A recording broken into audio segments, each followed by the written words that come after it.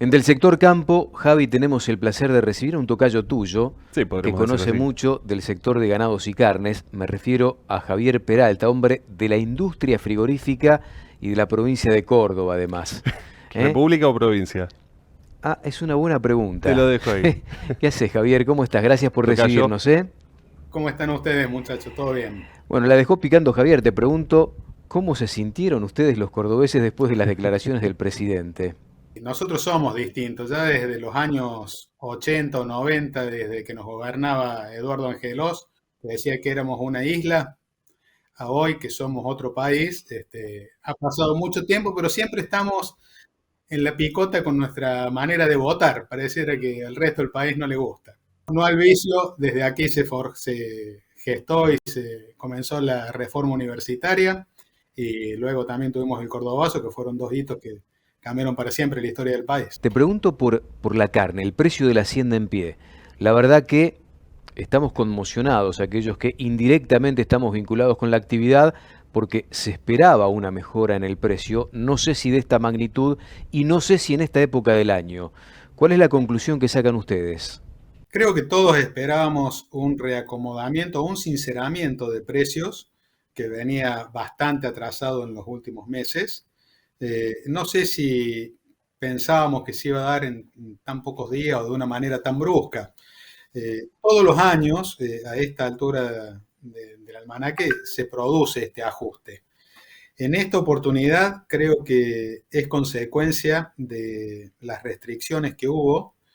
Los productores tuvieron mucho resquemor y mucha duda al momento de pensar si se ponía a engordar, si mandaba recría, respecto a la duración en el tiempo de estas medidas y a la factibilidad de luego de vender su hacienda y de conseguir un precio justo para su inversión.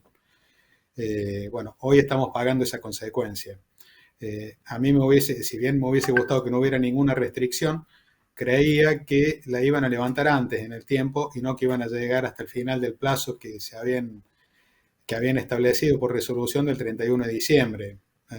Hoy, a la fecha que estamos, ya es innegable que van a llegar el 31 de diciembre, y para mí es un error que provoca cosas como esta, que empieza a escasear Hacienda y a subir el valor. Y por ende, el efecto deseado de que la carne baje de precio no solo no se logra, sino que aumenta de una manera acelerada.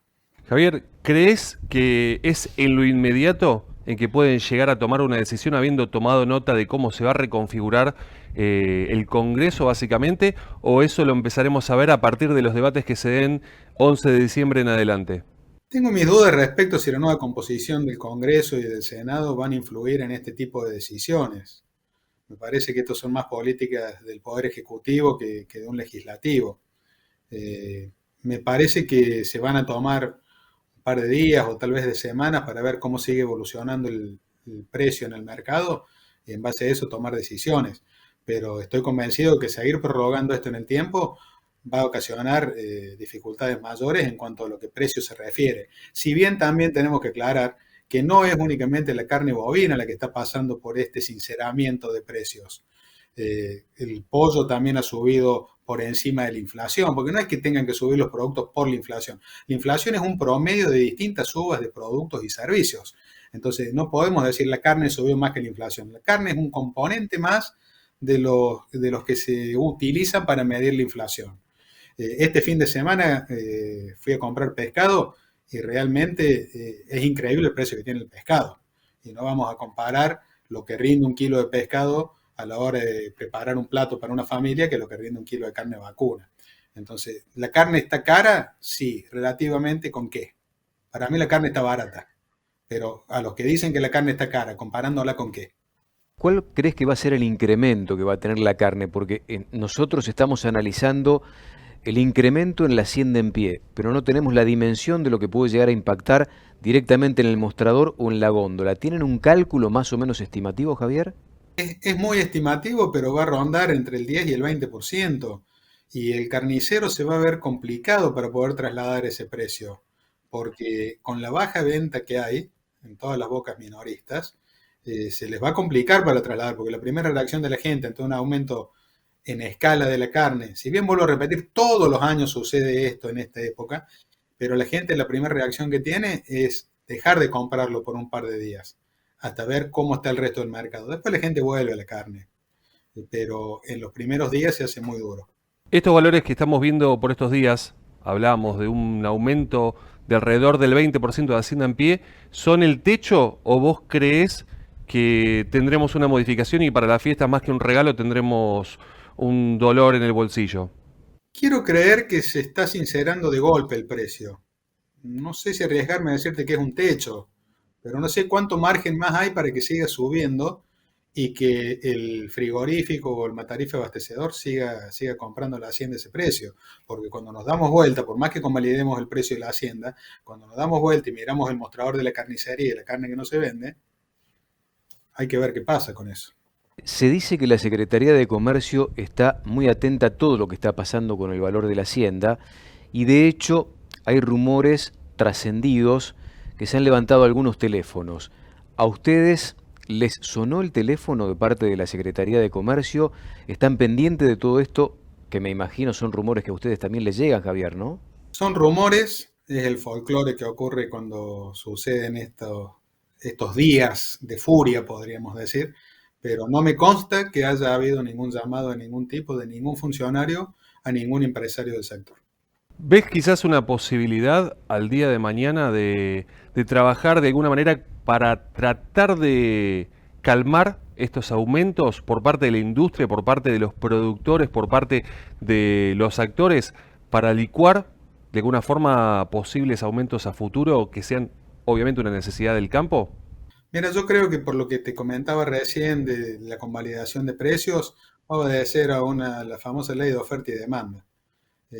Si la gente convalida el precio en el mostrador, no sé decirte cuál es el techo del precio de la hacienda. Cuando la gente no convalide el precio en el mostrador, el precio de la hacienda va a tender a bajar o a mantenerse o a frenar la suba que está teniendo. El otro día Javier le preguntaba al doctor Mario Ravetino, titular del consorcio ABC, sobre las restricciones que pesan sobre las exportaciones en la actualidad y él veía en el futuro, hasta el cierre de mandato, se animó a decir, algún tipo de intervención sobre las exportaciones. ¿Vos ves lo mismo o tenés una expectativa diferente a partir del año que viene? Yo no difiero con Mario, pero sí hago otra, o sea, no es que diga lo contrario que él. Él da la visión de cómo ve el mercado a futuro. Yo lo que digo es que no tiene sentido que siga intervenido.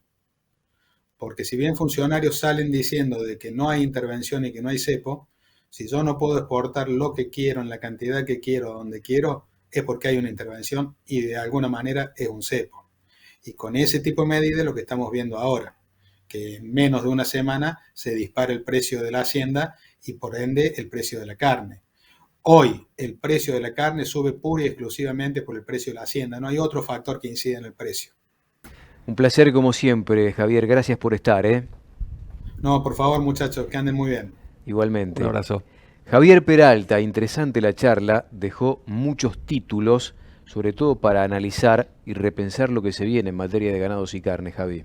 La verdad que es interesante el planteo que nos hizo y tendremos que entonces ver cómo llegamos hasta la carnicería, te diría. Pausa breve, ya estamos.